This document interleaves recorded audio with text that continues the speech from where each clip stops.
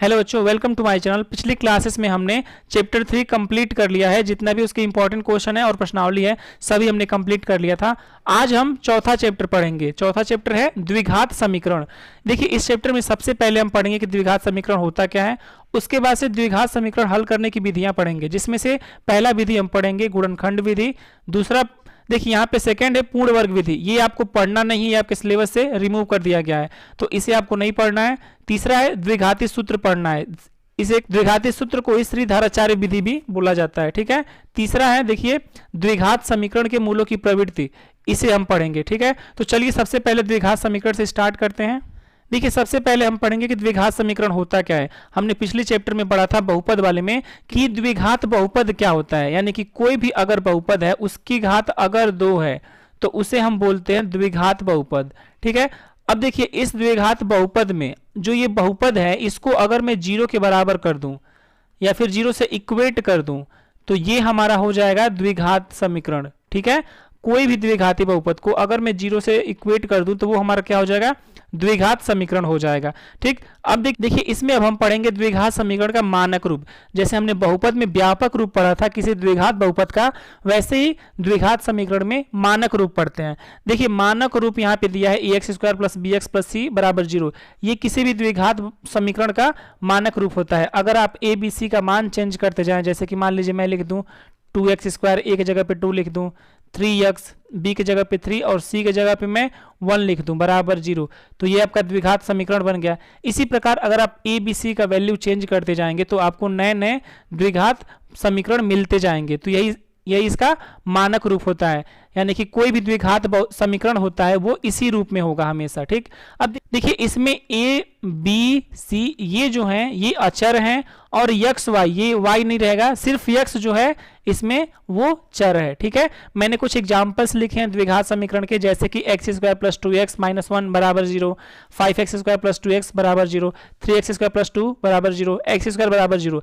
देखिए, कोई भी द्विघात बहुपद है, यानी कि कोई भी ऐसा बहुपद जिसमें x का अधिकतम घात 2 हो, अगर उसे मैं 0 से तुलना कर दूंगा तो वो क्या हो जाएगा, द्विघात समीकरण। देखिए, सब में अधिकतम घात क्या है, चर की, वो 2 है, तो ये द्विघात समीकरण हो जाएंगे। आई होप आपको यहां तक समझ आया होगा कि द्विघात समीकरण क्या होता है। चलिए अब आगे देखते हैं।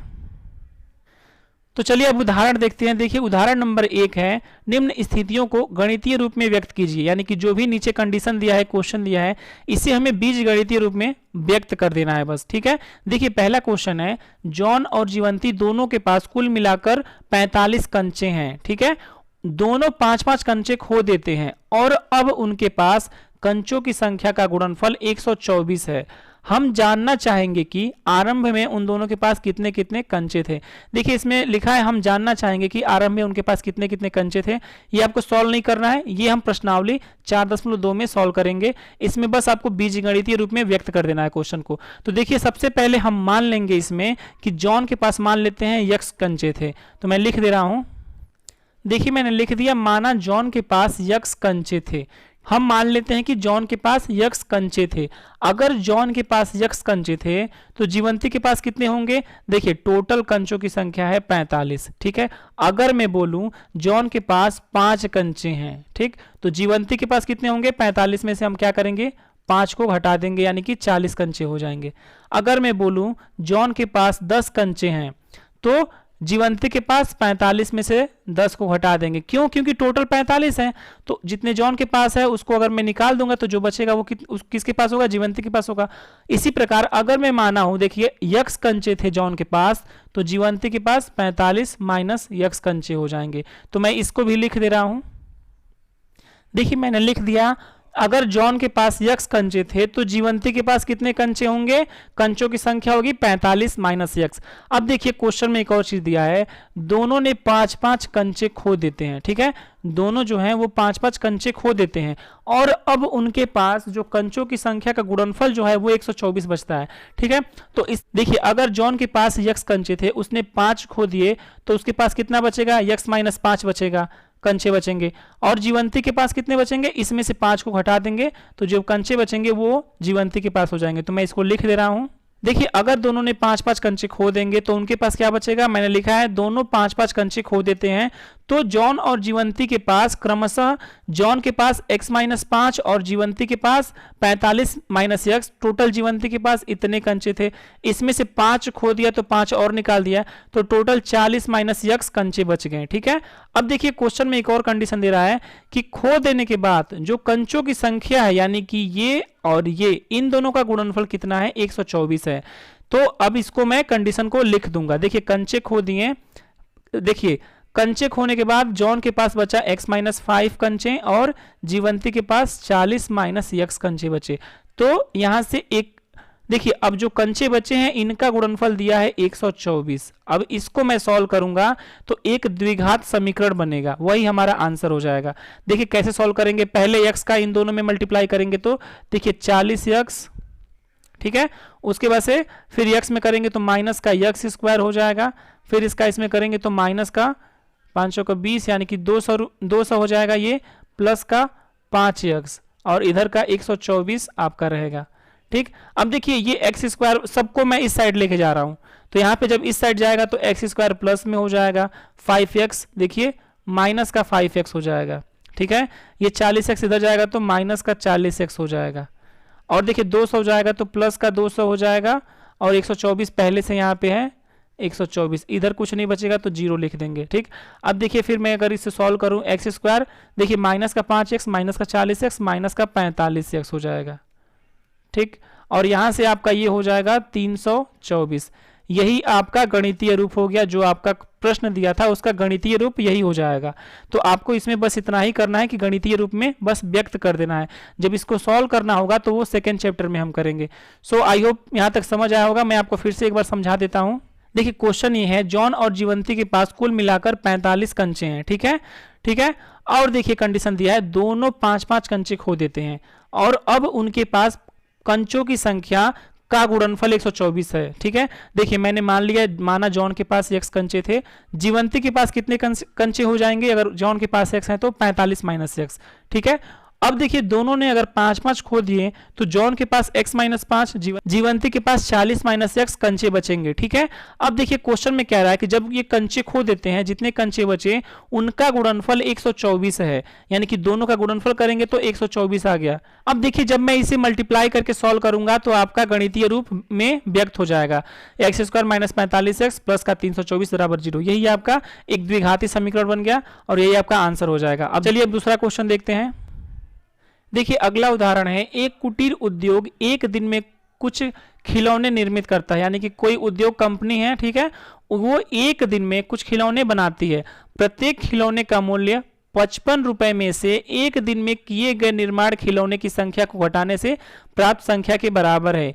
किसी एक दिन कुल निर्माण लागत 750 रुपए की थी। ठीक है, हम उस दिन निर्माण किए गए खिलौने की संख्या ज्ञात करना चाहेंगे। देखिए क्वेश्चन थोड़ा सा डिफरेंट टाइप का है, इसको पहले हम डिटेल में समझ लेते हैं, उसके बाद से सॉल्व करेंगे। कोई कंपनी है वो एक दिन में कुछ खिलौने बना रही है। ठीक है, तो हम मान लेते हैं कि वो एक दिन में, अगर मैं मान लूं 10 खिलौने बना रही है। ठीक है, 10 खिलौने बना रही है। अब देखिए दूसरा कंडीशन क्या कह रहा है, प्रत्येक खिलौने का प्राइस यानी कि मूल्य 55 में से, ठीक है, एक दिन में जितने खिलौने निर्माण हो रहे हैं, जितने बन रहे हैं, उसको घटाने पे, यानी कि एक दिन में अगर 10 खिलौने बन रहे हैं तो 55 में से 10 घटा दिए, यानी कि 45 बचा है। देखिए जो संख्या घटाने पे मिल रहा है, यानी कि वही एक खिलौने का दाम हो जाएगा, यानी कि एक खिलौने का दाम 45 रुपए है। ठीक है, मैं आपको फिर से समझाता हूं। देखिए क्वेश्चन ये कह रहा है कि एक कोई कंपनी है, ठीक है, वो कुछ खिलौने बना रही है। ठीक, प्रत्येक खिलौने का मूल्य, पहले मैं मान लेता हूं कि एक कंपनी है वो 40 खिलौने पर डे बना रही है। ठीक है, 40 खिलौने पर डे बना रही है। ठीक, एक खिलौने का मूल्य क्या होगा, खिलौने का मूल्य जो दिया है उसके लिए कंडीशन दिया है 55 में से, ठीक है, एक दिन में जितने खिलौने बन रहे हैं, यानी कि ये एक दिन में पूरे खिलौने कितने बन रहे हैं, 40 बन रहे हैं, एक दिन में जितने खिलौने बन रहे हैं उसको घटा दीजिए 55 में से, तो कितना बचा आपका, यहाँ 15 बचा। तो जो घटाने पे जो संख्या आ रहा है यानी कि 15 आ रहा है, यही एक खिलौने का मूल्य है। ठीक, लेकिन यहाँ पे कुछ दिया नहीं है, मैं बस आपको समझाने के लिए खिलौने की संख्या 40 लिया हूं। ठीक, चलिए मैं आपको इसको मान करके सॉल्व करके बताता हूं। देखिए मैंने लिख दिया, माना एक दिन में x खिलौने बनते हैं। ठीक है, x खिलौने बन रहे हैं। अब कंडीशन ये है, प्रत्येक खिलौने का मूल्य, यहाँ पे मैं लिख रहा हूं, देखिए प्रत्येक खिलौने का मूल्य लिए दिया है 55 में से एक दिन में जितने खिलौने बन रहे हैं उसको घटा दीजिए। यानी कि 55 में से यक्स, क्यों? क्योंकि यक्स एक दिन में खिलौने बन रहे हैं, घटाएंगे जो संख्या मिलेगा वही एक खिलौने का मूल्य हो जाएगा। ठीक है, अब देखिए अगर एक खिलौने का दाम 55 माइनस यक्स है तो यक्स खिलौनों का दाम कितना होगा, मैं लिख दे रहा हूं। देखिए मैंने लिख दिया, अगर देखिए एक खिलौने का दाम 55 माइनस यक्स है तो एक दिन में यक्स खिलौने बन रहे हैं तो इनका दाम हो जाएगा यक्स गुणे 55 माइनस यक्स। क्यों ऐसा हो रहा है? क्योंकि देखिए अगर एक खिलौने का दाम 2 रुपए है तो 2 यक्स खिलौने का दाम 2 यक्स हो जाएगा। उसी प्रकार एक खिलौने का दाम 55 माइनस यक्स है तो यक्स खिलौनों का दाम यक्स गुणे 55 माइनस यक्स है। अब देखिए आपको क्वेश्चन में दिया हुआ है कि किसी एक दिन कुल निर्माण लागत 750 रुपए है, यानी कि एक्स खिलौने बनाने में 750 रुपए लगते हैं। तो एक्स खिलौने का दाम ये हो गया और 750 रुपए लग रहे हैं, तो ये आपका 750 के बराबर हो जाएगा। अब इसे हम एक द्विघात समीकरण बना सकते हैं। देखिए कैसे, अगर मैं एक्स का मल्टीप्लाई करूं तो 55 यक्स माइनस एक्स स्क्वायर बराबर 750। ठीक है, यहां से मैं कर सकता हूं, इन दोनों को मैं इस साइड ले जाऊंगा तो प्लस का एक्स स्क्वायर माइनस का 55 एक्स हो जाएगा और ये प्लस का 750। यही आपका गणितीय रूप होगा और यही आपका क्वेश्चन सॉल्व हो गया। इसमें आपको हल नहीं करना है, आपको बस गणितीय रूप में व्यक्त कर देना था, तो यही आपका आंसर हो जाएगा। मैं आपको फिर से समझाता हूं। देखिए क्वेश्चन ये कह रहा है, एक कोई कंपनी है, वो कुछ खिलौने बना रही है एक दिन में, मान लेते हैं कि यक्स खिलौने बना रही है। अब एक कंडीशन और दिया है कि प्रत्येक खिलौने का दाम 55 माइनस यक्स होगा। तो अगर पर एक खिलौने का दाम 55 माइनस यक्स है तो यक्स खिलौनों का दाम कितना होगा, यक्स गुणे 55 माइनस यक्स। और एक कंडीशन दिया हुआ है कि एक दिन में कुल निर्माण लागत 750 की है, तो इन दोनों का गुणनफल 750 हो जाएगा। यहां से एक द्विघात समीकरण बन जाएगा। ये आपका आंसर हो जाएगा। चलिए अब अगला एग्जाम्पल देखते हैं। देखिए अगला उदाहरण है, उदाहरण नंबर 2। जांच कीजिए कि निम्न द्विघात समीकरण है या नहीं। यानी कि आपको क्वेश्चन दिया गया है, इसको चेक करना है कि क्या ये द्विघात समीकरण होंगे कि नहीं होंगे।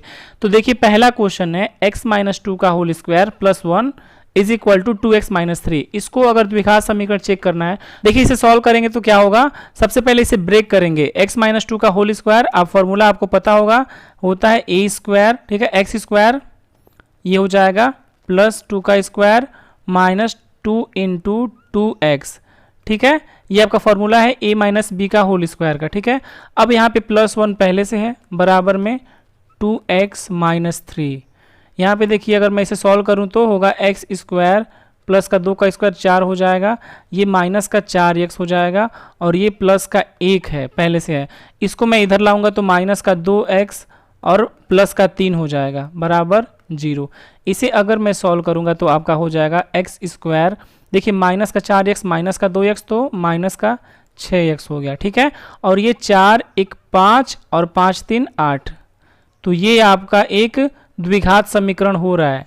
ठीक है, ये आपका द्विघात समीकरण है। ठीक, अब देखिए सेकंड क्वेश्चन सॉल्व करते हैं। देखिए सेकंड क्वेश्चन है x इंटू एक्स प्लस 1 प्लस 8 is equal to x plus 2 into x minus 2।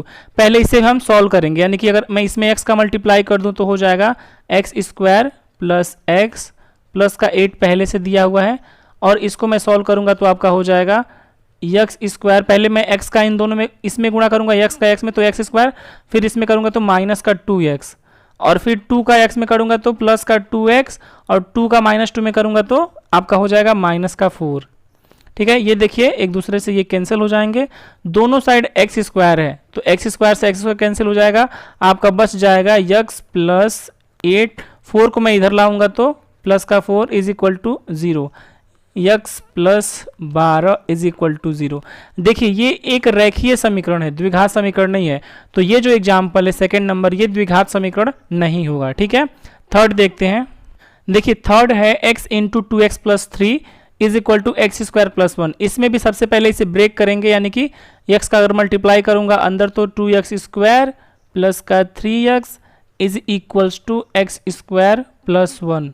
ठीक है, मैं इन दोनों को इधर लाऊंगा तो हो जाएगा 2x square minus x square plus 3x minus 1 बराबर 0। यहाँ देखिए 2x स्क्वायर में से x स्क्वायर गया तो बचेगा x स्क्वायर प्लस का 3x माइनस का 1 बराबर 0। देखिए ये द्विघात समीकरण हो रहा है, तो थर्ड वाला हमारा द्विघात समीकरण होगा।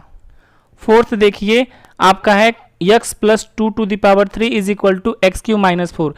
इसको मैं ब्रेक करूंगा तो इसके लिए फॉर्मूला होता है एक्स क्यूब प्लस यहाँ पे 2 का क्यूब हो जाएगा प्लस आपका हो जाएगा 3ab स्क्वायर, यानी कि 3 इंटू एक्स इंटू 2 का स्क्वायर और एक बार 3a स्क्वायर b होता है, ये हो जाएगा। ठीक है, अब ये हो जाएगा x पे 3 माइनस 4।